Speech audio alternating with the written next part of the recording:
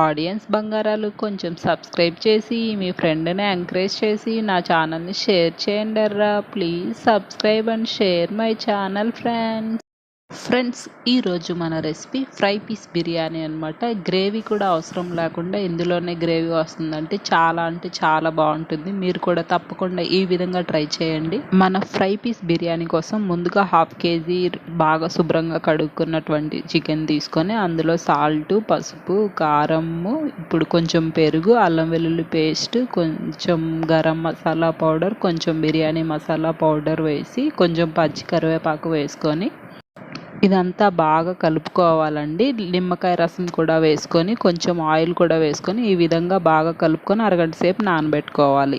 చూడండి ఇందులో చూపించిన విధంగా హోల్ గరం మసాలా స్పైసెస్ని మనం ఒక ప్లేట్లోకి తీసుకోవాలి. ఇప్పుడు నేను ఒక 1/2 kg బిర్యానీ రైస్ తీసుకొని నానబెట్టుకున్నాను. ఇప్పుడు స్టవ్ మీద ఒక కడాయి పెట్టుకొని అందులో మనం ఒక మీడియం సైజు ఉల్లిపాయ కట్ చేసుకొని ఒక పచ్చిమిర్చి కట్ చేసుకొని వేసుకోవాలి. ఈ విధంగా బాగా కొంచెం కలర్ చేంజ్ అయ్యే వరకు ఫ్రై చేసుకున్న తర్వాత ఇప్పుడు అందులో కొంచెం అల్లం వెల్లుల్లి పేస్ట్ వేసుకోవాలండి. ఇది చికెన్ కోసం మాత్రమే కాబట్టి కొంచెమే ఉల్లిపాయలు అవి తీసుకున్నాము. చూడండి ఇప్పుడు మ్యారినేట్ చేసి పెట్టుకున్నటువంటి చికెన్ ఒక 1/2 అవర్ మ్యారినేట్ చేసుకుంటే ఈ విధంగా బాగా జ్యూసీగా తయారవుతుంది.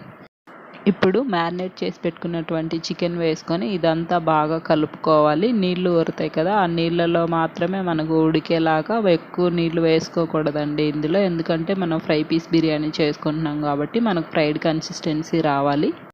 మనకి గ్రేవీ కన్సిస్టెన్సీ కావాలనుకుంటే ఈ టైంలో స్టవ్ ఆఫ్ చేసుకోవచ్చు. అదే ఫ్రైడ్ కావాలంటే ఇంకొంచెంసేపు ఫ్రై చేసుకోవచ్చు. ఇప్పుడు స్టవ్ మీద బిర్యానీ గిన్నె పెట్టుకొని అందులో కొంచెం ఆయిల్ వేసుకొని మనం ముందుగా రెడీ చేసి పెట్టుకున్నటువంటి హోల్ స్పైసెస్ని వేసుకొని ఒక మీడియం సైజు ఉల్లిపాయ, ఒక పచ్చిమిర్చి, కొంచెం పచ్చి కరివేపాకు వేసుకొని బాగా ఫ్రై చేసుకోవాలి. ఇప్పుడు అందులోనే ఒక 2 టేబుల్ స్పూన్స్ అల్లం వెల్లుల్లి పేస్ట్ వేసుకొని ఫ్రై చేసుకుందాం. ఇప్పుడు ఒక గంట సేపైనా నానబెట్టుకొని పక్కన పెట్టుకున్నటువంటి బాస్మతి బియ్యం వేసుకొని అందులో తగినంత ఎసురు వేసుకొని బాగా కలుపుకోవాలి.